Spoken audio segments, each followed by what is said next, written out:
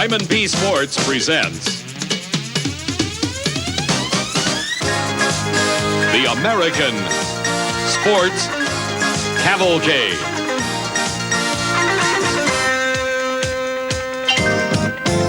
A panorama of speed, color, drama, and excitement. The American Sports Cavalcade.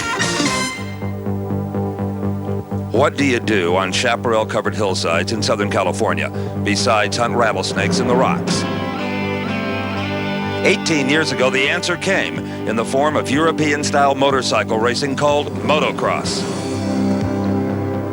In 1968, Stu Peters, the first American to ride the sport in Europe, came home as the missionary of motocross and founded the Continental Motorsport Club.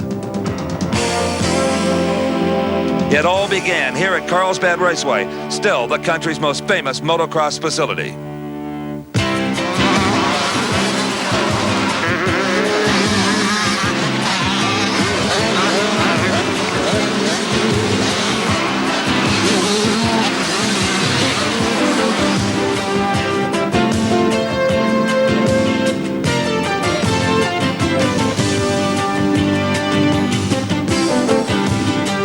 Hello everyone, I'm Steve Evans and welcome to Carlsbad. Now today's action, part of it anyway, is going to center on the popular 125cc class. Lightweight, highly maneuverable, these babies will spend as much time in the air, almost, as they will on the racetrack. Now all of the factories are represented. Suzuki, Honda, Yamaha, Kawasaki, going to be quite a shootout. And of course aboard the machines, the finest American talent, but also the Australian champion who looms as quite a favorite. But not all of today's action is going to be on two wheels. Right, Brock Yates? Absolutely, Steve. Come to Carlsbad and you expect to see motorcycles, but how about this? This is a quad racer, only about 2 years in competition, and that is hit this sport like a freight train. These little half motorcycle, half off-road cars carry 250cc motorcycle drivetrains, but count them, 4 wheels. And I'll tell you what, we're going to turn this place into a mini Baja 1000 before we get through this afternoon, so stick with us. And all the riders we'll be seeing today, Brock, have previously qualified in heat races for 2 final motos. Now, the winner is determined on a total points for the 2 races. First place, 41 points, 38 points for second place, and so on down the line. The overall winner determined by combined points in both motos. If there's a tie, well, then the tiebreaker is the finish in that second and final moto. This is the 125 class. These are all pros at the gate ready for moto number 1. And Steve, this young man, Jeff Leask, he is the 4-time Australian champion. He's presently living in Upland, California. He comes from the new home of the America's Cup, Perth. And here's a guy that can gas it, George Holland, number 65 in. Pay no attention to the number on the helmet. It's a number on the bike that counts. He is a full-time Suzuki pro. And this bike, number 47, Steve, is a Suzuki ridden by Jim Tarantino of Los Angeles. He's not necessarily a senior citizen, but he's 24 years old. That makes him kind of middle-aged for this sport. Well, here's a youngster, Willie Surratt, number 1S, 16 years old, a support Honda rider. That means just a step below a factory pro, but above a full privateer. Well, Steve, here's a full factory pro, as you mentioned, 17-year-old Mike Healy from Costa Mesa, California, on a factory-supported Suzuki, one of the best in the business. All of these final motos will have 12 laps of racing on the Carlsbad course, which today is configured at about 7/8 of a mile. That means 2-minute lap times. Earlier, I had a chance to take a look at the starting procedure that sends these riders on their way. There's been a lot of starting systems used in motocross over the years. In the very early days, it was actually a piece of surgical tubing that was stretched across in front of the riders and just snapped away. CMC has taken it a big step further with this pipe gate. Actually, kind of an individual stall for each rider, and the gate falls towards them. So there's no way that you can anticipate the start. You're just going to impel yourself on your own gate. Now, the first thing the rider sees is starter Marty Albanese holds up this. That means 2 minutes, gentlemen. That's when they'll start the bikes and start warming them up. As 1 minute has elapsed, he shows them this. Obviously, there's 1 minute remaining. Now, when he turns this sideways, the start can come anywhere from 2 to 10 seconds. Marty is pretty consistent today at about 3 seconds. Now, he will nod his head or radio communicate to the gate operator who pushes down on this lever, and away they go. And Steve, for those of you who have never seen the start of a motocross race, you are in for a treat. It's going to make the worst pre-race jam-up you ever saw look like a walk in the park. They talk about all the physical conditioning that's necessary in this sport. Well, I'll tell you what, it takes raw nerve on the start as they thunder down towards turn number 1, where everybody has to turn left. Who is going to lead the pack? this little jam up. What a funnel of motorcycles and riders as they sweep through that tight left-hander and head down toward the first jump. And it's Kawasaki mounted. Tim Rutherford out in the lead. Bike number 10, that's the Green Machine. Well, Steve, you can pretty well tell the different makes. The lime green bikes tend to be the Kawasaki's, the red ones, the Hondas, the yellows, the Suzuki's, and the red ones with the white fenders, they usually Yamahas. Oh, Brock, it's just amazing with that chaotic start and these very tight turns here at Carlsbad. They're riding handlebar to handlebar, and everybody is still on their bike. Right, and airborne about half the time. There you see them traversing that very, very difficult jump and taking a corner right at the bottom of it, so you have to land kind of ready to turn sideways in the air. And as they come off the jump, you see them all up off the seat with their knees bent, using their knees as shock absorbers. All right, so Tim Richardson leads him, but right behind him, Jeff Leeske. Moving into challenge leads is Carol Richardson from Fort Worth, Texas, on another Kawasaki. So the Australian showing some early speed, locking down that second position, and he is steadily moving up on Richardson. Well, you see the riders traversing the downhill jump on the Carlsbad Freeway, the fastest part of this track. A new leader. It is the Australian Jeff Leeske, 82 F. He has taken, whoa, and coming together is two, Carol Richardson and number 10, Tim Rutherford. It is Richardson who survives. He takes second place on number 2, that green Kawasaki. So suddenly, Tim Rutherford, who led the first few corners, is now falling back all the way into third spot as Leeske moves it out a little bit, but look at Richardson move up on him. He is going to challenge now for the lead. That is the devil's drop right there as they leap off the final big jump, heading toward the start-finish line to complete the first lap. So, yeah, and the first lap leader is the Australian Jeff Leeske. But look at Richardson. He moves right up on him and begins the challenge for the lead as Rutherford falls back into third. But now, starting to feel the pressure, the Australian Jeff Leeske, number 82. Right on him is the green Kawasaki of Carol Richardson. Richardson on a hard drive. Richardson trying to move alongside the Honda and take the lead here. Tries him on the outside, nothing. Tries him on the inside. He got him. Boy, he got him in the air. An airborne pass. Literally, as he came off that jump, Richardson took the lead from Jeff Leeske. Boy, looked like the Blue Angels maneuver there, Steve. Well, I'll tell you, Brock, these guys give gravity a bad name. They can turn the bike without a wheel even touching the dirt. Now the Australian coming back on the inside, the red Honda. Doesn't look like he can match wheels now, however, with Carol Richardson. Now these are state-of-the-art water pumper motorcycles, probably factory prototypes, Brock. Oh, I'm sure, and you can be positive that the bike that Carol Richardson's riding is about as good as they come at 125 cc. You know what? Jeff Leeske is not giving up. He's right in there in second place. Bob Moore, George Holland, and Tim Rutherford round out the top 5 here at the Golden State Nationals.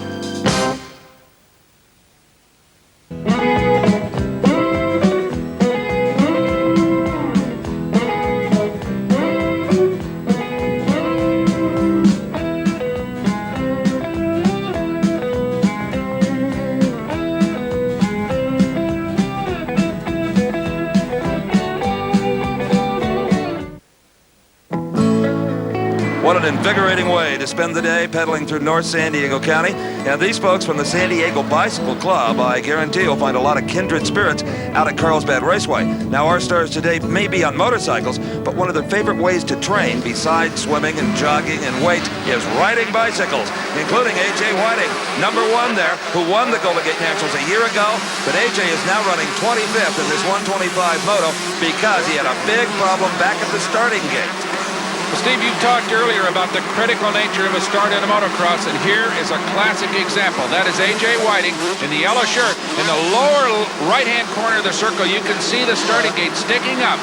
That is what got in A.J.'s way and is what put him back way, way in the middle of the field with really no chance for victory. Well, one of two things happened. Either the gate didn't fall cleanly or he had a wheel tucked under it that couldn't fall, trying to anticipate that start. All right, in the meantime, Carol Richardson has moved way out front, and the battle for second is boiled down to Bob Moore and Jeff Leeske. That is Moore in the yellow number 28 Suzuki, and right in front of him, the Honda of Jeff Leeske. The Australian showing a lot of poise here today. He won a race earlier this year in Northern California, and coming under him goes Moore. Moore, number 28, gets under. Back does the Aussie battle. They get together, and they are both down, and both down hard. other riders zinging around him on the left and on the right. And Moore looks to have taken the worst of this, Brock. Yeah, he did. That is Moore there. He looks a little shaken up, and he's probably dazed.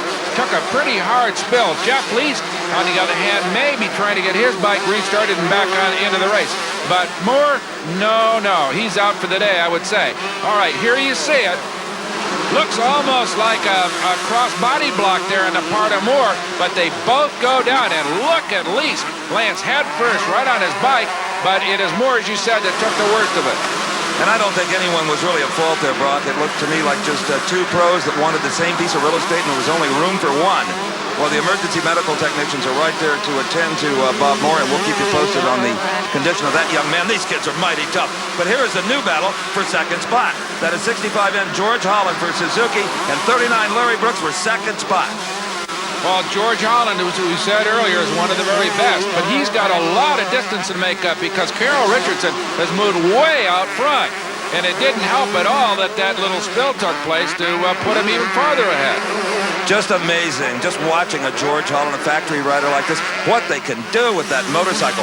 The bumps, the burns, the jumps, but let's give some of the credit to the bike itself. Boy, in 18 years, suspension on these motorcycles has come a long, long ways. Back when it all started here at Carlsbad, they had about 6 inches of suspension. But looking at a bike in the pit area here, this is the rear of the bike. They have now 14 inches of suspension. It's a mono shocker, just one single rear shock, center mounted, and the front suspension of the motorcycle also as much as 14 inches. Now, a disc brake on the front, they all carry that. But you can tell that this is a Honda works machine because it has a rear disc brake. You will not find that on production bikes. Not right now, anyway, but you can bet in the near future because that's what motocross is all about for the factories, to improve the production motorcycles that we can buy off the showroom floor. Boy, are they getting better by the day, Steve. As we go back to the race for 7th place, Tim Rutherford, remember him? He led it for a while on the first lap and then began to fall back. He and Jim Tarantino are presently fighting it out. There you see the two of them, and right behind them is Dre Dirks. He's sitting back there in the 9th place, waiting for something to happen. But both these guys, Rutherford and Tarantino, were veteran riders, as you said earlier, and who's to know? Maybe Rutherford can get it back together and get up with the leaders. And jumping into the middle of all of this is the yellow bike, the Suzuki of Mike Healy from Costa Mesa. He has taken 9th away from Dirks. And trying to move in on Tim Rutherford for 8th. So Healy is making a charge right now as they go off the Devil's Drop, literally side by side. Rutherford holds on to that spot, but boy, he's getting all kinds of pressure from Healy as Healy dives inside there over that jump and takes it. So Healy moves into 8th and now kind of puts about 6 bike lengths on Rutherford. And watching these guys, you know why medical experts have been able to document that they are the best conditioned athletes in the world, even ahead of soccer players. And the amount of training that they go through is incredible. Most of the factory pros go to the gym every day. Some of them have knee problems for obvious reasons and have gotten away from a lot of running, but have taken up bicycle riding, even bicycle racing, to stay sharp. And a bunch of them brought into aerobics. Well, they've got to be into just about anything because this has to be the most physically punishing form of motorsports. And as you say, one of the most demanding kinds of athletic competition in the world. All right, there is your 5th place rider, and what an interesting story he is. That is Sean Kalos. He is 14 years old, one of the youngest, if not the youngest, of the professional riders out of Arizona. Interesting story. It's his grandfather that finances his racing aspirations and his career. Earlier, I had the chance to talk to Sean. Most types of motorsports, you have to be at least 16 years old and often 18 or 21. But I'm with a young man, Sean Kalos from Arizona, who's come into motocross in a big way. And you are how old, Sean? 14. So you got yourself a little bit of a problem with some of the sanctioning bodies, right? As some people say, yeah.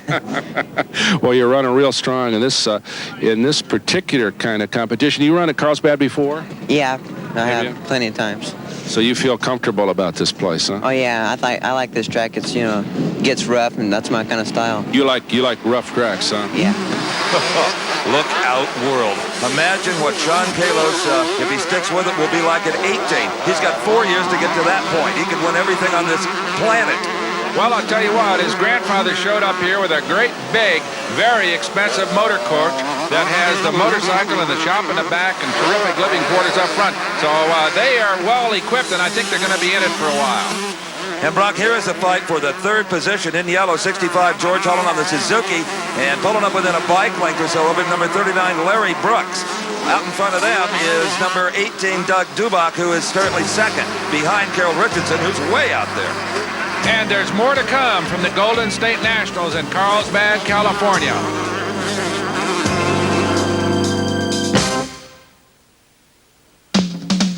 Well, no change in the standings since we left, but the pack has moved up on the leader, number 2, Carroll Richardson, on the green Kawasaki, particularly number 18, Doug Dubach, who is threatening to pass him. Boy, look at that. Dubach carried that jump a long ways. Ooh, he bobbled. Looks like he might have caught the tail end of Richardson. And there goes George Holland underneath Dubach to take second place. That's right, George Holland on the Suzuki, now in second. Let's take a look at it again. Number 18 as he tries to make the pass on Richardson. You know, Brock, he did it all by himself, I think. Oh, yeah, he almost dropped the bike, but he recovered quickly, but not quickly enough. So you see George Holland there in the yellow shirt slip underneath him and grab that second spot. So big break for Holland, not a good move for Dubach. Dubach coming back, though, hard. Look at him on the outside there in that red and white Yamaha. But look at Holland. Moves past Richardson to take the lead. George Holland, a full-time factory pro from Central California who hopes someday to raise almonds when he quits racing, Brock, is now out in front and he is trucking. He sure is. Moved past both Richardson and Dubach from third place and right into the lead. But here is Dubach challenging. He, too, is gotten by Richardson, so Holland the leader. But right now, Dubach holds second and Carl Richardson back there in the third spot. So it's Suzuki, Yamaha, Kawasaki, Honda in that order. All the big names here today as we see the leader, George Holland, stretch it out a little bit over Dubach. Look at that young man ride over the Devil's Drop and down to complete yet another lap here at Carlsbad. And it looks as if, Steve, that Holland may be taking real command of this race. I'll tell you, Holland is using every muscle in his body, including his toes, to try to stay out in front of young Dubach and Richardson. Dubach is persistent, to say the least. He sure is. Remember, he bobbled a little bit. That's what lost him second place. But he came back and got past Carl Richardson to hold on to that second spot. And right now is only a matter of inches behind George Holland. But Dubach has got Holland set up for a pass. It's Dubach with a better line in midair. Dubach takes the lead for the first time on the Yamaha. What a pass, airborne. As we see Doug Dubach move into maybe about 6 or 7 bike lengths. Boy, he has been riding his heart out in this race, Steve. Fell back, came back, and look at Holland ride way wide. And here's your race for third. And here's Richardson, number 2, riding wide. Throttle wide open, and now he dives down underneath Larry Brooks' Honda. It is Carroll Richardson battling back to take the third spot. But I'll tell you what, Larry Brooks might have got caught off guard. Brooks is back in the third position. What a man-on-man duel. I wonder, Steve, whether or not Richardson's having problems with that bike. Remember, he was way out front, dominated the opening laps of this moto, and now is really fighting to hold on to third and fourth spot. And the rest, and the leaders, both Dubach and Holland, have moved way out front from him. Well, Dubach is our leader coming through on the Yamaha with the white fenders there, but right behind him in yellow is a guy who makes 6 figures a year to put Suzuki in the winner's circle. They don't like it when he loses. And he's got only 1 lap, less than 2 minutes, to try to take the lead away from Doug Dubach on the rival make Yamaha. This is it, the final circuit in this moto. And a real challenge because Dubach has moved out to a pretty solid lead. 10 or 12 bike lengths on a moto of this length can be like 10 laps on a big super speedway. Look at Dubach fly. Good rider, Dubach. Absolutely, but the experience would have to go to the man behind him, George Holland. Holland is starting to pick it up just a little bit. He's got about a half a lap to go to make up about 15 bike lengths. He is still creeping up. Coming up on that Yamaha is George Holland. Well, we saw, of course, him lose the lead on this jump that they're coming up to very quickly, so it'll be interesting to see whether or not Holland can pull it back as they go to the top of the hill and head down the Carlsbad Freeway. I'll tell you what, that downhill section is probably the scariest part of this course, and that's where experience will pay off. You've ridden bikes, Brock, you know what I mean? It's about 4 times as hard to go downhill as it is uphill. And here comes Holland. Probably 70 miles an hour, jumps of almost 100 feet, and look at this. Holland muscles his way past Dubach to take the lead. Now Holland just outbraked him, looked over his right shoulder, didn't see him. That's because Dubach was on his left. What a move on the part of George Holland, the new leader. So he had one lap to pull it off, and it looks like he's going to do it. He's got to, though, stay right side up, Steve. And, boy, I'll tell you what, on a motorcycle as unstable as these machines are, on this kind of a track surface, that ain't easy. And I don't care what brand of Japanese motocross bike, the viewer might only can be proud of all of them today. Here is George Holland taking the checkered flag. Holland wins the first moto. Remember, they ride twice on combined score, so no one has won the Golden State Nationals yet. But the man who did win it last year, A.J. Whiting, number 1, he is going to finish in the 10th position, and that's darn respectable considering that at one point in the race he was 25th. So with a better start in that second moto, who knows? A.J. Whiting is not out of this thing yet. On a course as tough as Carlsbad, the second moto could have a whole new set of leaders. But the results of the first moto are official. George Holland wins it on a Suzuki. Doug Dubach on a Yamaha is second. Larry Brooks on a Honda is third. Carol Richardson on a Kawasaki fourth. 4 different makes in the top 4. Let's go to Brock with the winner, George Holland. Well, George, fantastic race. One of the best. Did you think he could take him? You know, he's sitting back there in 3rd and 4th for quite a while. Yeah, I was kind of holding back, and then I got into 2nd, and then I was kind of having a hard time riding out there. So then the last lap I was on the guy, so I said I'm going to go for it, either pass him or I don't. Where do you seem to have more beans and be able to run him, and where did he have more strength? I think I was mainly getting him on the downhill sections because I think I was leaving it on a little longer, but he had some pretty good lines, and I kind of had a few bad ones, so he was making up some time. I think everybody had a few good ones and a few bad ones. That's a super race. Okay, thanks. Yes, sir. Congratulations. Thanks. Steve? Well, Doug, you had a smile coming in here almost like you won it. Yeah, I thought I had it. I didn't realize how close he was there at the finish. He put a good move, and there was nothing I could do about it except try and get him back. If you'd have known how close, how would you have defensed him?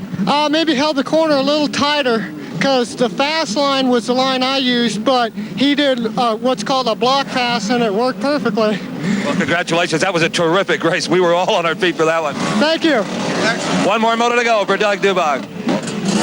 Okay, after the first moto, here are the point standings. George Holland with 41 leads it. Doug Dubach, of course, in the second spot, 38. Brooks, Richardson, and Kalos round out the top 5. We've got another race ready. The quads are coming up. They're in the starting gate. We'll be back at the Golden State Nationals after this.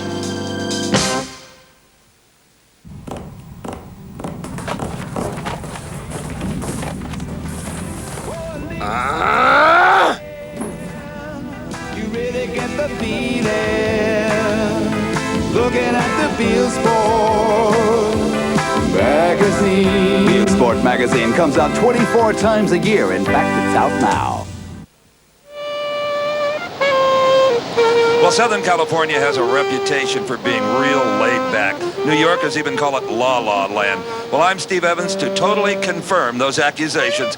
This is Dean Mills, whaling on his sax on Moonlight Beach, just about 10 miles away from Carlsbad Raceway, where there is nothing at all laid back this afternoon. These are the quad racers poised at the gate for 12 laps of combat. Well, these are little four-wheelers we told you about before. They're basically motorcycles with 4 wheels. Brian Fry, number 86 of Montebello, California, up the coast a ways, is ready to go. And there's a familiar number to quad racer fans. That is Gary Denton, number 3, one of the very best. Earlier, Gary sat down on one of the quads and showed our pal Steve how to run one. Well, the deal is, like, when you come out of a corner, you have to use the clutch a lot because you want to be a gear higher than normally what you would be just putting around, because if you're too low a gear, then you'll spin the back tires, because they do have quite a bit of power, and especially mine because it's been modified highly. So there's some body English involved. Yeah, a lot of body English. You have to hang off it, and you get off way over. Like, say if I was going to make a left-hand turn, I'd be hanging off way here, because what happens is you use your weight as leverage, so the machine won't tip over as you go around the turn. What's the first mistake a two-wheel motorcycle racer makes when he gets on one of these things and tries to compete? What's a bad habit? First bad habit is he'll put his foot down, because for stability, and it'll chew your foot up, you know, and get it caught in the tire. So when the first thing, make sure you get on it, you say, hey, I'm not taking my feet off the pegs. You can tell the old motorcycle riders, they're the ones that limp, Steve. That's right, coming out of the quad racer pits. Gary Denton has got to rate as a big favorite here, Brock. He was one hot-shot motocross rider, particularly at the night tracks around Southern California a few years ago, and has now gone into the quad racers. He found a new home here, and look at him break out of the pack. It is Denton, clearly in the lead. The man who just showed you and I how to ride a quad racer, well, he's out there doing it. All right, there goes Denton right behind him. Brian Fry starting the first lap here at Carlsbad. Notice these quad racers don't sail quite as far as the lighter bikes, Steve. Well, they're a little over 100 pounds heavier, but also they're packing an additional 100 cc's. These are 250cc motors.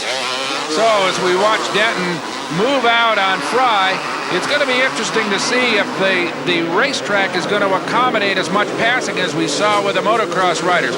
These, of course, the quad racers are wider, not quite as maneuverable, and they are not as easy to pass with as the bikes are, of course. And Brock, it's kind of like Formula cars or sprint cars, any open wheel racing. You can't race in quite as tight of quarters because when rubber meets rubber, somebody's going on their head. Right you are, and there's only 5 laps in this event, so if anybody's going to overtake Gary Denton, they're going to have to get with the program right away. Fry has given it a try, but Denton in that number 3 seems to be able to hold his own as they head over this jump and down the backside of the Carlsbad course. Interesting to watch how they use their bodies here, Brock, leaning way over him, almost like a monkey in a sidecar in side-hack motorcycle racing. Right. You see Gary Denton lean into those corners as he described to you earlier. But right now, it's Brian Fry is the man of the hour, really trying to challenge Denton. And look at this, he moves in on a pretty good right here, but can't, oh, look at that. Fry tried the inside line and got a wheel inside Denton, but Denton held him off. Moves out a little bit. It looks like maybe Denton's got a little bit more horsepower on the straights. Well, Denton's machine, Brock, is probably the trickiest out there. He is a full-fledged Suzuki factory quad racer, and you can bet he's got the best parts, pieces, and technology. But I'll tell you, Fry is hanging right in there, isn't he? He sure is. There's a jump right beyond the start-finish line as they start another lap here. This pair has moved way out on the rest of the field. Nobody else seems to be able to compete. And Gary Denton right now, though, has his hands full with Brian Fry, who isn't giving an inch. And Gary Denton says the one thing you don't do is let your boots off the pegs. Well, how do you keep them on the pegs in this kind of terrain? Whoops, somebody didn't. And you saw he ran over his own foot and flipped upside down. He sure did. Oh, that's a tough break. Fry challenging for the lead, and then all of a sudden upside down off the quad, and now he restarts, but he's fallen way back into 6th place. He was lucky he didn't fall back farther than that. He's lucky he didn't break his leg, really, as we watch Gary Denton move on now, unchallenged, essentially. There isn't anybody anywhere near him. Let's take another look at that spill. Watch number 86, second in line. Let's watch his right boot. It's off the peg because he's trying to right the scooter. It worked. He overcompensated and flipped himself the other way. Well, it's too bad he wasn't standing around when you were talking to Gary Denton. He might not have done that, Steve. Well, here is the race for 7th position. Number 36 there is Greg Slovic. And right on his rear bumper, if he has one, is 178 Greg Hunslacker. And Paul Nicholson, number 34, involved here as well. Okay, a good race for this position. And of course, just ahead of them is Brian Fry, who is sitting back there in 6th place after having lost 2nd in that spill we saw a little bit earlier. So out in front in the yellow jersey is Greg Slovak, number 36. Back in 9th place, 2 behind Slovak, is Paul Nicholson, number 34. And he is coming up on Greg Hunslacker, Brock. Well, there's Greg Slovak, currently in the 7th spot and doing a good job, but probably not quite as much power as the leaders, and that seems to be a pretty critical factor in these quad racers, Steve. Not like the bikes where you can kind of manhandle them around, maybe not and give away a little bit of power, but you really need a lot of torque and a lot of just raw horsepower with these heavier machines. And it's also so important where you swing your body so you get it off the wheel that's driving on the inside of the turn. Absolutely. You kind of expect that they might broadslide him a little bit more than normal, but I guess the track is so bumpy that you can't really set him up into any kind of a classic power slide. All right, Paul Nicholson, number 34, has moved into that 8th spot, and he is followed by 178 Greg Hunslacker, and Ron Hasse, number 30, is pulled into the 10th spot. And look at this, our man Nicholson continues to move. Now he's taken 7th spot, so Nicholson has moved up 2 spots in the last about half lap, so he's on a roll. And Brock, I wonder how much more energy, if more energy, the quad racer takes than the two-wheeler. The race is shorter for one thing, so you're not going to be quite as tired, but I really wonder what the difference would be. Calorie burn. I don't know. It could be that these things being a lot heavier, you just kind of have to use a lot more arm and upper body strength to kind of force them through the corners. You certainly can't lean them through the corners like a bike. And one thing they don't do, Brock, is fly through the air with the greatest of ease and land like a ton of bricks. Here is the race for 3rd spot. How about Brian Fry, number 86? He has really moved up. He is in 4th, trying to take 3rd away from Jim Putman. After that crash, that young man got it all together. But Gary Denton still leads it here at Carlsbad.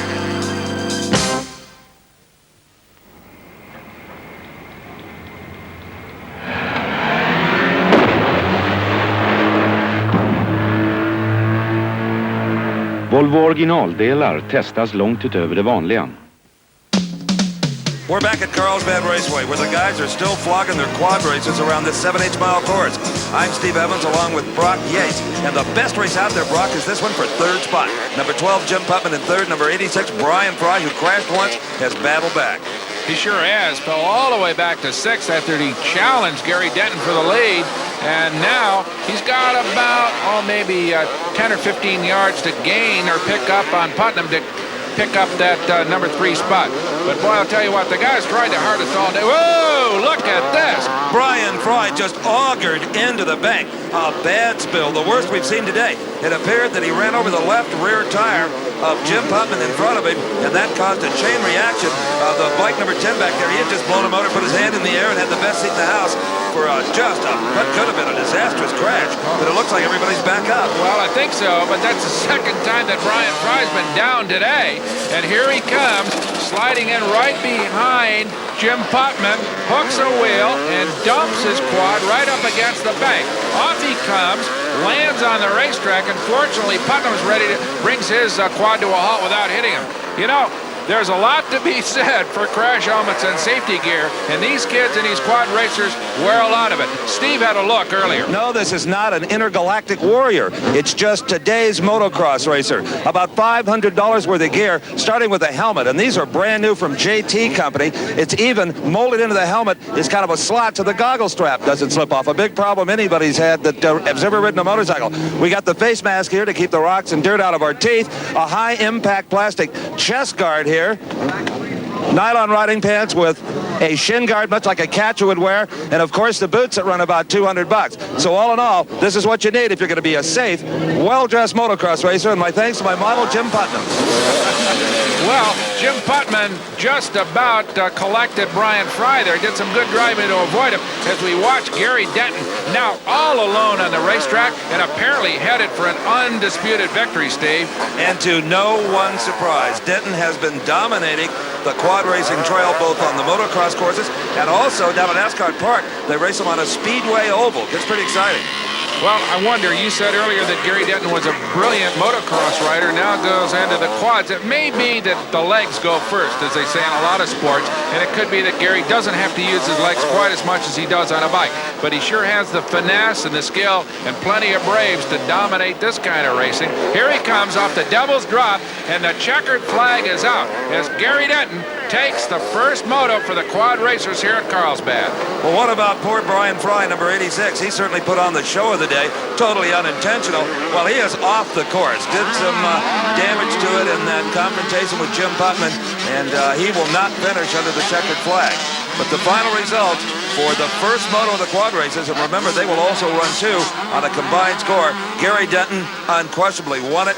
Jim Sendelbach finished in the second spot on number 5. Frankie Politeri finished in the third spot. Jim Putman snuck in there for 5th, even though he had a lot of problems. Brock's with the man who dominated all 5 laps. So as Gary Denton gets his helmet off, got to be a happy man. Gary got everybody coming right out of the first corner and just said goodbye. Everything must have worked real well for you. Yeah, the machine's working real well. We got it handling good. Plus, the horsepower's working real good. It got me out in front. Track's really rough. I'm pretty whipped right now. Yeah, these are 100 pounds heavier than a motorcycle, so it's a lot more weight to throw around, and I tell you, what a job. You were a great motocross rider. Give me just a couple of words comparing this to riding bikes. Well, it's a lot like a dune buggy. It's a lot like a motorcycle, but it's more like a motorcycle because you steer it into the turns rather than drive it. I don't know. I like motorcycles, but quad racing's been real good to me, and competition's real good, and the money's real good, so I like it. Well, I'm glad, and congratulations for starting off the day right. Well, thank you very much. Okay, thanks, Gary. The quads use a totally different scoring system. Gary Denton for his win gets 1 point. Jim Sendelbach in second place gets 2 points. So after 2 motos, it's kind of like golf. Low gross wins. Well, not so with the bikes as we get ready for the second moto of the 125cc motorcycles. That's Carroll Richardson. He ran 4th last time. And now let's go to Steve with the winner of that first moto, George Holland. Well, I'm with George Holland. We're just about ready for the final 125 moto, and a shovel seems to be a popular tool up here. Yeah, we just need to kind of flatten it out, make sure there's no ruts, and get a nice packed place where you won't spin off the start. Right, you won the first moto. You're looking for a good start here, obviously, to wrap it up. Yeah, I'm just going to go for a good start and then just go for a big win. If you don't get the good start, do you have to kind of calm down and not push too hard too fast? No, I think I got to push harder first and get out there. Just get out there and then maybe you can relax a little bit. Yeah, get the lead and then relax. What about your starting position here? You're pretty close to the left end of the gate. Yeah, it's a little better because once you get up there, you're on the inside in case, you can let off and cut to the inside and you can still come out good. Go get him. Okay, thanks. Well, it's going to be interesting with this young man and a whole bunch of the best riders in the world ready to go here for Moto 2 at Carlsbad, the Golden State Nationals.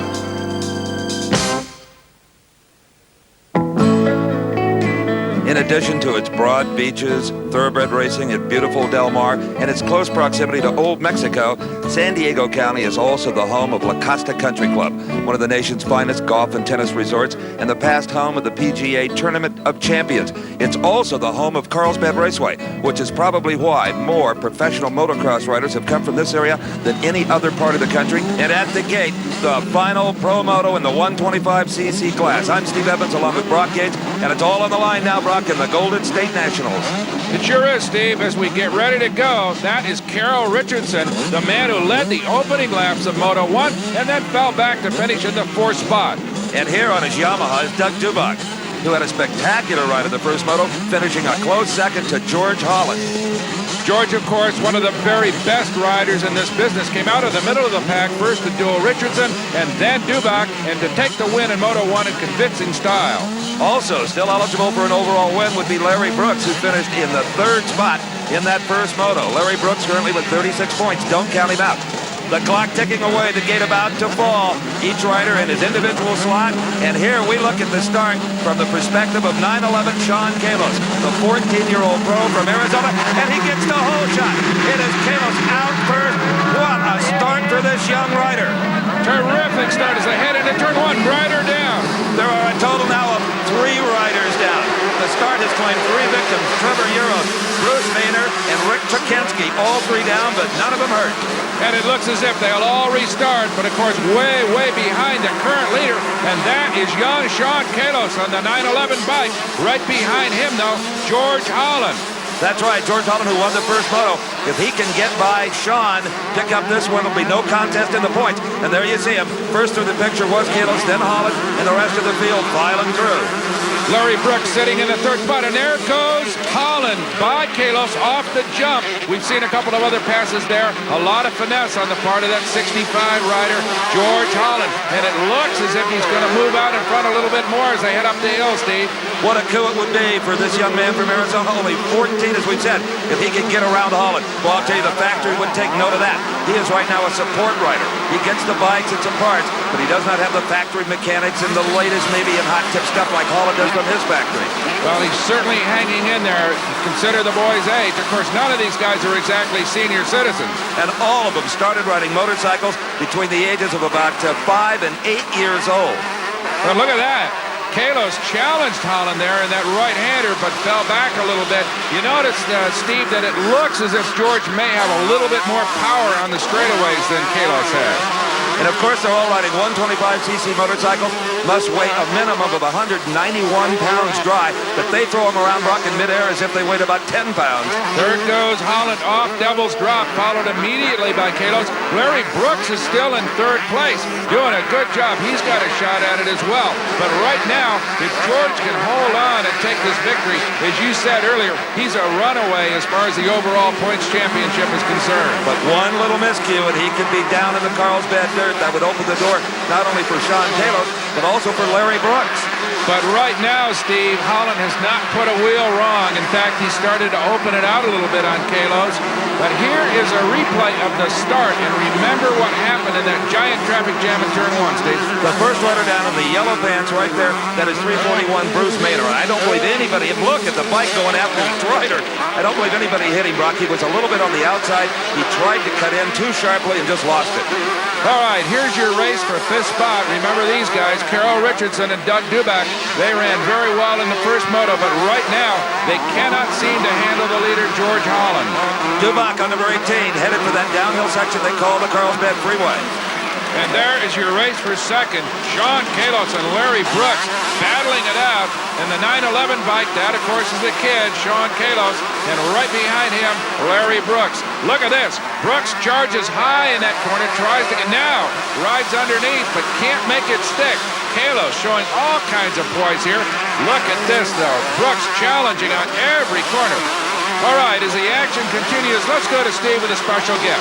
Well, Brock, anyone who ever picked up a copy of Cycle News magazine will recognize this man. He won the United States Grand Prix here at Carlsbad 5 times. Garrett Woolsink. The press always referred to you, Garrett, as the racing dentist, and you're now retired and practicing dentistry in Holland? Yeah, since a couple of years, I really am a dentist now. Before, they always called me flying dentist, but I was a professional motocross rider. What brings you to Carlsbad?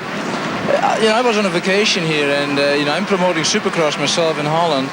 And I went to the Anaheim Stadium, and they told me there was a race on on Carlsbad, and it brings back so much memories. So I had to go over here. What do you think of the talent of the American riders on the scene today? Oh, America! I mean, they got lots of talent, and they got lots of money by the importers, to really support the teams. And motocross really took off big in the United States.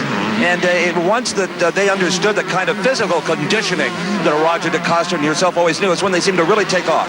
Yeah, because that's the biggest problem of motocross. A lot of people don't really think you need to be like in top shape, but at the moment the Americans realized it takes to be in top condition, and they started training. And because the American way of living, I think they didn't even. I mean, they do it even better than we do it in Europe. It's more professional, there's more opportunities, and they're just dominating motocross right now. Do you get a little itchy to put the helmet on watching all this today? Oh no, that's completely over. I enjoy watching because I'm still also team manager for Honda Holland, and I like to stand on the side and helping the young guys out, but no itchy to ride anymore. Wonderful to see you again, guys. Thank you very much. And speaking of champions, you may be watching one of the future greats here, Sean Kalos on the 911 bike, holding off the veteran Larry Brooks in the 2nd spot as George Holland leads it here at the Golden State Nationals, the 125 Moto 2.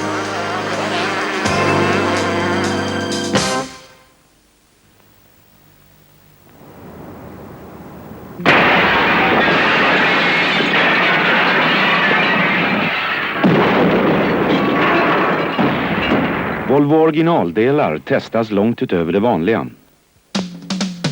Back at the CMC Golden State Nationals motocross competition at Carlsbad Raceway, and the real fight is for the 2nd spot. Right now, Larry Brooks mounting a charge on Sean Kalos, and he got him. 20-year-old Larry Brooks on a Honda gets around 14-year-old Kalos on a similar motorcycle. What a ride. It showed a little bit more poise on the part of Brooks, who just kind of waited and waited and waited, a lot of patience. And really, it wasn't Kalos' fault. He didn't bobble. It's just that Brooks kind of drove around him in an opportune moment. Now, though, he started to move it out a little bit. Kalos may be falling back. It could be, Steve, he's got some problems with the bike, too. He was just looking over his right shoulder there, maybe just to see what the competition was or whatever. But I think you're right. He's falling back a little too fast.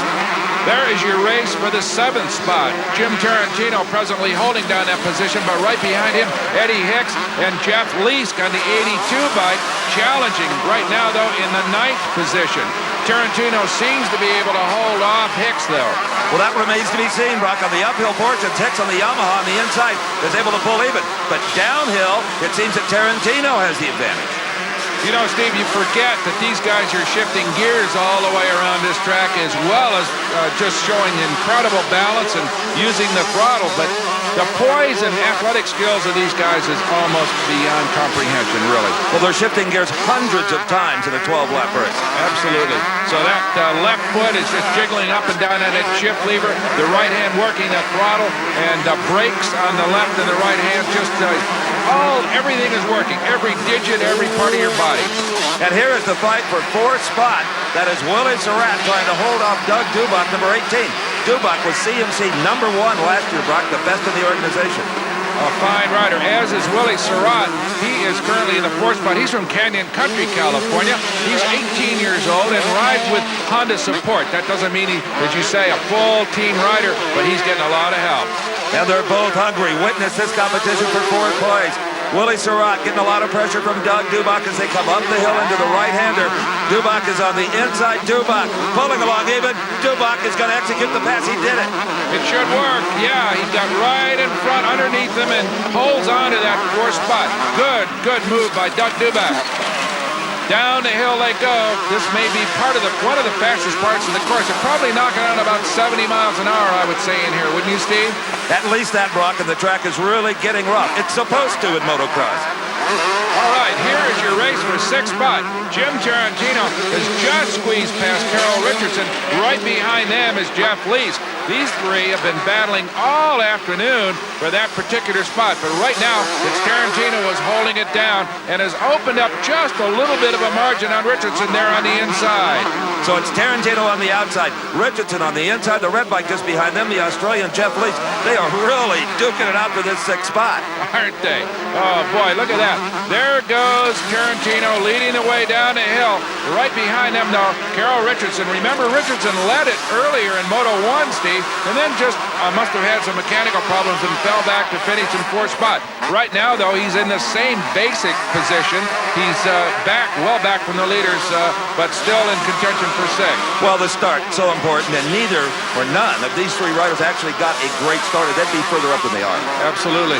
Right now, though, it's still George Holland leading it way out front as we watch Tarantino, Richardson, and Lees go at it. They may not be in contention for the victory, but you can be sure they're having all kinds of fun out there. This is what motocross riders love, this just intense competition. Well, Doug Dubach and Willie Surratt are still waging war for the 4th spot, number 18 there. That was Doug Dubach's Yamaha. Willie Surratt just behind him. Remember, Steve, it was Dubach that finished in 2nd spot in Moto 1 after what you would call a spirited duel with the ultimate winner, George Holland. Right now, though, he's got his hands full with Surratt, who is, as we said earlier, one of the younger riders on this circuit, and right now enjoys Honda support. Of course, Dubach has Yamaha support. And, you know, to arrive at the position they are right now in their career, all of these guys started as little mini expert riders when they were maybe 8, 9 years old, progressed into the junior class, the intermediate, and finally graduated into this pro category. You figure there's over 7,000 riders in CMC. Really a tribute to a guy like Doug Dubach to have made it to this point. And as you said, held the number 1 spot in CMC competition last year. So Dubach is definitely a contender in all forms of motocross. But he's got to be plenty worried right now about Willie Surratt on the number 1 bike just behind him. Surratt appears to maybe be bridging some of that gap. But if you were rooting for the youngster, the 14-year-old, we got some bad news. 911 Sean Gables has gone off of the court and has dropped way back to 11th, but he's still out there trying. And contesting him for that number 11 spot is Dre Dirks. In fact, he just moved by him. Dirks, another Arizona rider. But you know, Steve, considering the age of young Sean Kalos, it's just very difficult to, I suppose, maintain that level of concentration and poise for an entire moto. I think it's just a matter of him developing physically in the next couple of years. And I'm sure the emotional maturity that is required to maintain this intense level of competition. But right now, though, Sean Kalos is giving his pal from Arizona, Dre Dirks, all he can ask for in terms of competition as these two riders carry on around this almost 1-mile Carlsbad circuit. That's right. The circuit can be laid out on a number of configurations. The USGP, it's about 1.25 miles. Today, it's about 7/8 of a mile. So you can play around with these hillsides and create whatever kind of course you want. Sean Kalos, a good kid, as we said, his grandfather with that great big motorhome with their rolling shop and a hospitality suite on board. These guys live pretty good. You bet they do, and they can make some big money when they get a factory ride like this man has, George Holland. And he is doing right now exactly what Suzuki pays him so much to do, and that's lead the race. Number 65, George Holland. Can he win them back-to-back? Sure looks promising. Larry Brooks in 2nd, followed by Doug Dubach, Willie Surratt, and the Australian Jeff Lees. We'll be back for the finish right after this.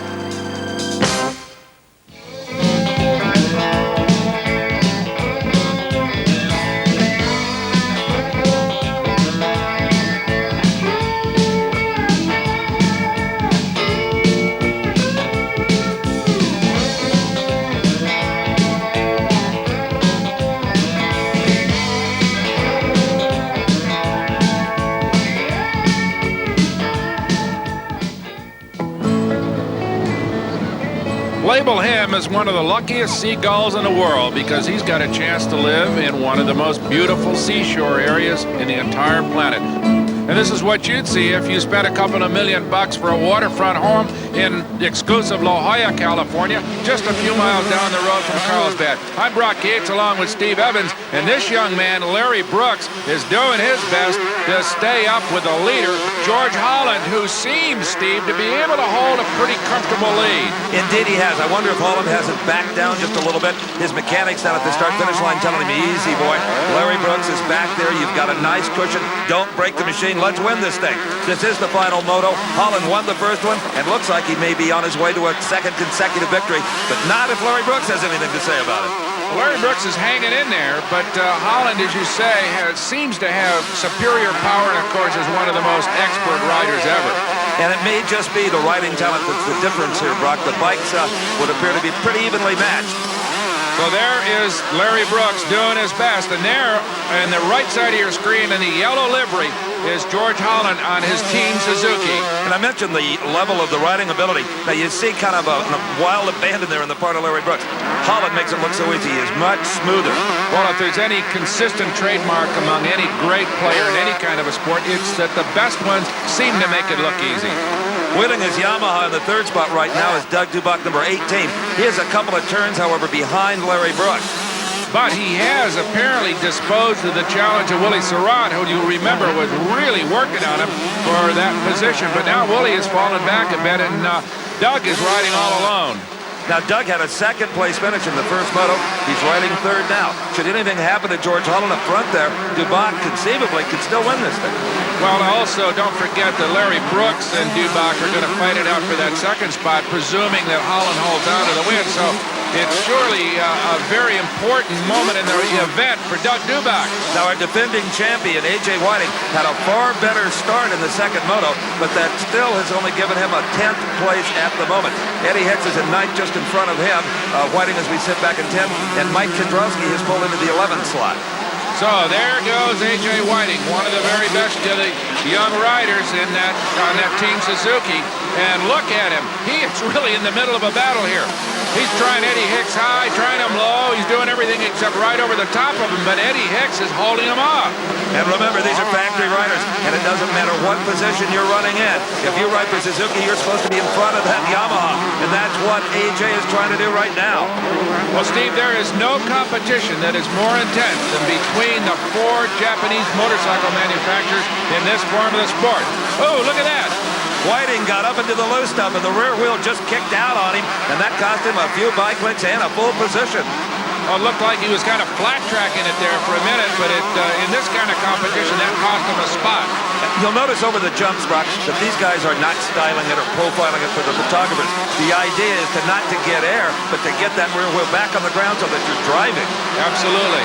Keep it straight and keep it on the ground. There is your leader, George Holland, in an opening, continues to open out his lead. He is on his final lap, and presuming he rides as perfectly on this last lap as he has for the whole moto, he's home a winner. That's right. The only thing that could go wrong now is for something to break on the motorcycle. But you notice that he's not slowing down too much, Buck. If you do, you lose the rhythm of the thing. You might force yourself into a mistake. Well, you notice, too, that Holland is keeping the bike straight. Notice that there's not a whole lot of sideways motion. The wheels are staying on a straight line, and that, of course, is the key to speed. And as you say, nothing really fancy here, just beautiful, smooth, rhythmic riding. That's a textbook case of motocross riding right there. Oh, yeah, he's beautiful to watch in action, George Holland. And he's only about less than a quarter of a mile away from back-to-back wins in the 125 Golden Gate Nationals. So here he comes, George Holland, presumably on his way to a victory with that Team Suzuki bike. And he has shown real style in both of these motos, winning them both in convincing style. Although, remember, he had a lot tougher time of it in Moto 1 than he is having it here. Indeed, he had to fight his way to the front. He's enjoyed the lead here after just the first few laps. Absolutely. There he is. Oh. There was a profile for the cameras, ours included. George Holland really shows some style over that last jump before he gets the checkered flag. What a ride for that young pro. Suzuki's got to be proud. Absolutely. And just a little showboating there off the Devil's Drop, the last big jump before the finish line. So there you have it. George Holland wins it. with 41 points. Larry Brooks in second. Doug Newbeck couldn't quite do it. He finishes in third. Willie Surratt fourth, and Jim Tarantino. And there are your overall scores for Moto 1 and Moto 2. They don't change other than the fact that Carol Richardson moves into the fourth spot. Okay, let's go to Steve with the winner. Well, George Holland, that race went a little more to your liking than the first moto. Yeah, I got a little better start, and then I just got out there and picked my own lines and stayed real smooth. Felt pretty good. Well, that 14-year-old Sean, he's quite a gator, isn't he? Yeah, he's pretty light, and he's got a pretty fast bike, so he gets good starts. Were you stroking a little bit there towards the end? Yeah, I didn't want to use too much energy because I'm riding 2 classes today, so I just kept a big enough lead for I could stay comfortable. Well, Larry Brooks, he was chasing you as hard as he could. Yeah, I seen him back there, so I was just kind of trying to keep my distance. Okay, thank you, and good luck. Okay, thanks. So George Holland wins it overall. 2 victories here at Carlsbad in Moto 1 and Moto 2 to take the overall championship. Our congratulations to him. But it ain't over yet by a long shot. We've got the quad runners at the starting gate. They're revving their motors, and we'll see them in a few moments.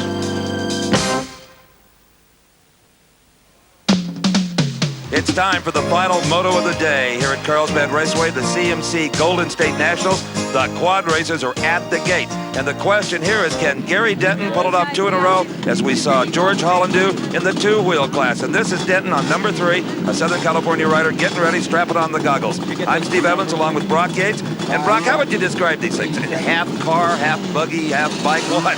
Well, they're an interesting development, you know. They really were started out as kind of utility vehicles, knockoffs of motorcycles. That is Jim Sendoback, who has a shot at the overall win, mainly because Moto 2 always counts more than Moto 1. So if he and Denton switch places, he'll be the overall winner. And here's Brian Fry. He's smiling and thumbs up, even though he took an awful tumble in Moto number 1. In fact, he had a couple of incidents in Moto number 1. Boy, these are tough kids to come back like this. Right now, looking at him, you'd never know it happened, but believe me, it did. In fact, let's take another look at it, Brock. Right, Steve. Well, this is Denton leading Fry as they go into a corner, and see Fry in the 86. He just gets that right foot down and then tumbles off the machine and falls off. Takes a pretty hard spill. Now that happened on lap number 2, and it caused Fry to fall back to 6th. But now watch what happens. He tries to squeeze between these two. He makes contact with Jim Putman's machine, and ouch, into the bank. But it's not over yet. Now the machine is trying to crush him. Well, we don't have to tell you that Moto 1 was not a high point in Brian Fry's career. But he's back, as is the rest of the field. But as they warm up, let's have a look at one of these unique machines. 4-wheel off-road vehicles have been available for quite a few years now, but mainly for kind of poking around in the forest or for use on the farm. Well, Suzuki surprised all the factories a year or so ago by debuting a full competition quad racer. Now, it weighs just a taste over 300 pounds, and it's powered by a 250cc liquid-cooled Suzuki motorcycle engine. Now, here it's pretty much all motorcycle, right? With the handlebars and a hand-operated front brake. The rear brake is foot-operated. The transmission foot-operated, a close ratio 6-speed. But now up front, there's some automotive technology involved. Here we're looking at coil-over gas shocks and an A-arm style suspension, which allows you to slide this little baby like you would a sprint car. But now at the rear of the quad racer, again, we see the motorcycle influence. We've got a swinging arm like you'd find on a motorcycle with a mono shock that's fully adjustable for track conditions or the weight of the rider, a full floating rear axle, and a hydraulically operated disc brake. Now, Brock, this kind of vehicle might be perfect for guys like you and I who aren't quite as comfortable as we used to be on those rocket-like two-wheelers. Now, this is the production version of the quad racer as it comes from the factory. Out on the racetrack, well, quite another story. These guys really know how to modify these things for more performance. Well, Steve, I'd love to ride one with you, but not with this bunch because they are a wild lot, as we saw earlier in Moto 1. They're about ready to go, though. The starting gate comes down. That's right, and it looks again like Gary Denton had the whole shot. Look for quad racer number 3. Yep, there he is. It is Denton leading it into turn number 1. Beautiful start by Denton, right down on the inside. That seems to be the fast line through that tight turn number 1. So Denton moves out and already is taking command of the race. And Denton, Brock, has probably had more time on these machines than any of these other riders. As soon as it was released, he said, that's a place for me to go. An old motocross rider could have a lot of fun here and maybe make some money, and he's doing real well. He sure is. It's just really dominated the field in Moto 1 and already seems to, look at this. Denton has opened up a pretty good lead, but boy, I'll tell you what, all he's got to do is hook a wheel on one of these ruts and he could be way back. You know, these are all Suzukis, Brock, but you got to wonder, you mentioned earlier how competitive the Japanese manufacturers are, that of Honda and Yamaha, maybe even Kawasaki, don't have machines in the development stage to join this kind of racing because it's a lot of fun, and obviously they're going to sell very well, as Suzuki has proven just looking at this field. And you know, they're a whole different kind of an animal. You don't see the guys pushing and shoving quite as much because, as we saw with Fry in that first moto, if you make wheel contact, you're going to get upside down. Well, there is Wayne Beebe on the 174 machine taking a shot at Gary Denton. That's about as close as anybody has gotten up to this point, but still, it's a long way to go to take the lead from the old pro. And another thing about these machines, Brock, they tend to want to land on top of you. With a two-wheeler, you can kind of jettison yourself away from the motorcycle. These things will chase you down. And here's a race for third going on. 46, Jeff Watts has third. Just behind him is Jim Sendelbach, who we've seen before on number 5. Ron Haase, number 30. Well, Sendelbach, of course, is right now sitting in that number 2 spot overall in the point standing. So he's got an awful lot at stake here trying to get by these other two. And getting by is not as easy as it is on a motorcycle, Steve. This is a fairly narrow course, and really with these type of machines, they're really one-groove corners. And you'll notice as the track is starting to dry out, the riders are starting to slide more. We noticed in that first moto on a damp track, they really stuck in the turns. Now they're kind of broad sliding, a little like a dirt track race car. Absolutely. Now, with the bikes, you can see the guys, some guys take high lines, some guys take low lines, and there was a lot of passing in the corner. But not with these four-wheel quad runners. They pretty much have to take a single line through the corner. So the only place you can overtake is like a conventional race car, either out-braking the guy into the corner or out-accelerating him off the corner. Well, Brock, I've got no interest, nor do you, in racing with these guys. But what a fun machine this would be, just out in the desert, just poking around and smelling the flowers and having some fun. Oh, yeah, they are very popular, and as you know, they're coming on really strong. But at 300-odd pounds, there's something that takes a lot more strength and a lot more kind of just bull force to run than a motorcycle. That is Brian Fry, who's moved up into the 8th spot. Remember, we saw Brian have his share of troubles in Moto 1, but looks like he's holding on pretty good now. And Jim Sendelbach, number 5, has just driven right around Jeff Watts on 46 for that 3rd spot. Well, that will definitely help Sendelbach cushion his second overall position in Moto 1 and Moto 2. And but he's still got a long way to go if he's going to get anywhere near the overall leader, Gary Denton. And you watch these riders in a right-hand turn, they shift their weight to the right, just the opposite on a left-hand turn. Really, it's in some ways it's similar to riding a snowmobile. You get the same kind of weight transfer that you use on a sled. Brian Fry is now in the 6th position, number 86, closing in on Ron Haase. He wants that 5th place from Haase, and he may get it. Well, it's a good race here. There they are, the pair of them down through that fast straightaway downhill, off the jump, and now getting into line through that tight corner. Well, Jim Sendelbach is really pouring on the coals. He's moved up to that 3rd position. He is driver, not rider, number 5. That's Sendelbach in 3rd and moving up. Well, there they go over the Devil's Drop, and you notice they really take it a little bit easy coming off that thing because they, as you said earlier, they don't want to fly it very far, get the wheels back on the ground and at maximum traction. But we've seen very few of these machines in either moto break down. They appear to have a lot of reliability. They sure do, as we watch Sendelbach dirt track it through that corner, still sitting in the 3rd spot. Boy, I'll tell you what, Steve, if he could get up with Wayne Beebe and Gary Denton, we'd have a super race for the lead on our hands here. He may even be running slightly quicker lap times now, Brock. You're right. Boy, it would really be a battle if he could get up there. Who's to say? As we watch Sendelbach go out of our picture, here comes the race for 4th spot. That's Jeff Watts, Ron Haase, and our man Brian Fry back there in that 86 machine. He is doing a good job, too.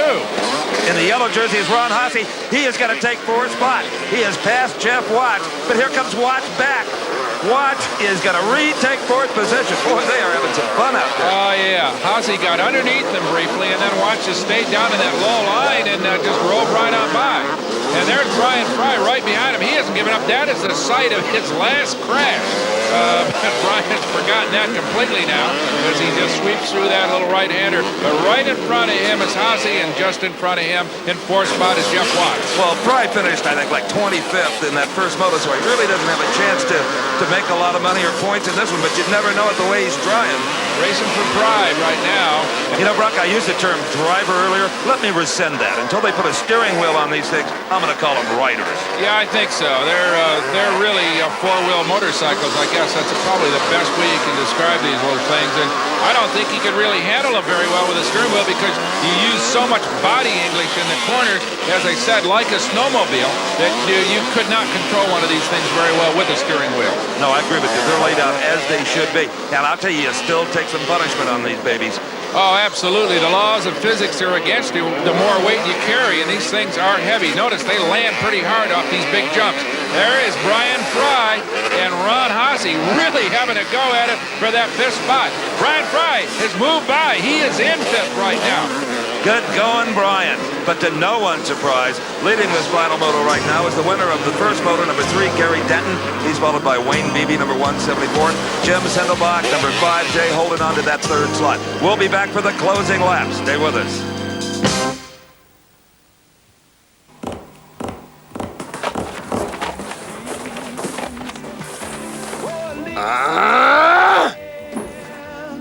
You really get the feeling looking at the Field Sport magazine. Field Sport magazine comes out 24 times a year. In fact, it's out now. We're in the closing laps in Carlsbad, California. This is Moto 2 for the quad runners. And right now, it's the man of the hour, Brian Fry, who is moving up slowly through the field on a kind of a comeback trail, Steve Evans. I'll say he is. He just took 4th position. That's Brian Fry, number 86. I tell you, he has really put on a show here today. Of course, Denton out front leading, no question about his abilities, but the fun guy to watch has been Brian Fry. Oh boy, has he. Couple of pig spills in Moto 1, and now in Moto 2, he's had a grand old time fighting with Jeff Watts and Ron Haase for the 5th and the 4th spots. Now he's clear of them, and I think he's got his sights on Jim Sendelbach for 3rd place. Oh, no question about that. Well, here is our leader, Gary Denton, number 3. And look how loose he stays on that bike. The Southern California rider, elbows bent nicely, gets up on the pegs to avoid the real rough stuff, let the quad work beneath him, use that suspension to its maximum. And he is holding on to a really undisputed lead as he had in Moto 1. And right now, though, the race is for 2nd place. We've been watching Jim Sendelbach, and he has been slowly narrowing the distance on Wayne Beebe for that 2nd spot. And I got a feeling if he keeps going the way he has been in the last couple of laps, Steve, he's going to challenge Beebe. He is just eating away at it, but we don't know whether Beebe is giving it his all. That's right. These guys are getting pit signals on each lap from their crew, and they may have told Beebe to back it down a little bit, figuring that he probably is not going to be able to catch Denton, and they don't want him to break the machine. But look at this. Slowly but surely, as I said, Sendelbach is moving in on Beebe. That's right, and you just saw Beebe kind of stand that thing up on in. He's feeling the pressure. He knows he's there. It looks like Sendelbach is getting through the corners a little bit better. Notice he's taking a little bit wider line, coming off the corners a little faster. Beebe seems to hold his own on the straights, but look at this. Sendelbach goes wide there and is now going to try to challenge him. That's right, but he's going to wait till he's got a little course to work with here. He doesn't want to be a Brian Fry and auger into the bank. Oh, look at this. Sendelbach, they bumped a little bit there. This is the final lap, and at that particular moment, Beebe got a little bit of a break, pulled out a little bit on Sendelbach, but he's right back at him. Sendelbach going low now, going to try him on the inside, and he makes it stick. Jim Sendelbach is now in 2nd place. Of course, a long ways back, though, from Gary Denton. Absolutely, but he did pull out that 2nd spot, and that should, if he can hold it for the rest of the distance, should absolutely assure him of 2nd overall in the point standings. You're right, Brock. That's the way I calculate it. And look at him now just driving away from Beebe. Yeah, well, boy, he just gathered him in real convincing fashion there in the last few corners, and now, as you say, has moved out to establish maybe, what, 25 or 30-foot lead, and that's a bunch in this kind of competition. And here's our leader, Gary Denton. As hard as that man has ridden today, I guarantee he's mighty glad to be on the last lap. The checkered flag will be a welcome sight for him. Well, it's almost there right now. He's got to clear one major jump. That's the Devil's Drop, which he's going to do right now. That is it. And he's got to see the checkered flag, and it's out for him. So Gary Denton wins it, and of course wins it overall. A beautiful flawless ride by this young man. Oh, yeah, you couldn't do any better than that. And Jim Sindelbach slides in for second place. Wayne Beebe in third. Good racing. It sure was, and these are the official standings for Moto2. Denton, Sindelbach, and Beebe, as you said, but Brian Fry moves up into fourth spot. Jeff Watts rounds out the top 5. Officially, overall, Denton, Sindelbach, Beebe, and Haase replaces Fry in the fourth spot in the overall standings. Let's go to Steve with a winner. Well, you can't be any more dominant than flag-to-flag wins in back-to-back motos, Gary. Congratulations. Well, thank you very much. I was very fortunate. I got out in front both motos and I could ride my own race. I tell you, that track's very, very challenging, and I just crossed my fingers and turned the gas on, hoping that I could stay on the thing. No problems with the machine at all? No, not at all. I ran real, real good. All my sponsors are backing me, seem to be doing a good job, and my tuner, Brian Aterovich, he's doing a real good job for me also, and I think that's what makes the difference, having a lot of good people behind you. Any scary moments at all in that final moto? Yeah, just hoping that, you know, I wouldn't make a mistake and fall down, or the machine wouldn't break and cost me the win, because there's always a chance of that because the track's so rough, you know. Mistakes like that happen frequently on a track like this. Well, we've had some fun here at Carlsbad. For Steve Evans, I'm Brock Yates. Thanks for joining us at the Golden State Nationals. The executive producer for American Sports Cavalcade is Harvey M. Pally. Produced and directed by John B. Mullen. Promotional consideration provided for and a fee paid by the Style Auto World Championship Team, the nation's premier source of fast lane fashion. Style Auto, the champion's choice for the style of your life. The American Sports Cavalcade is a presentation of Diamond P Sports.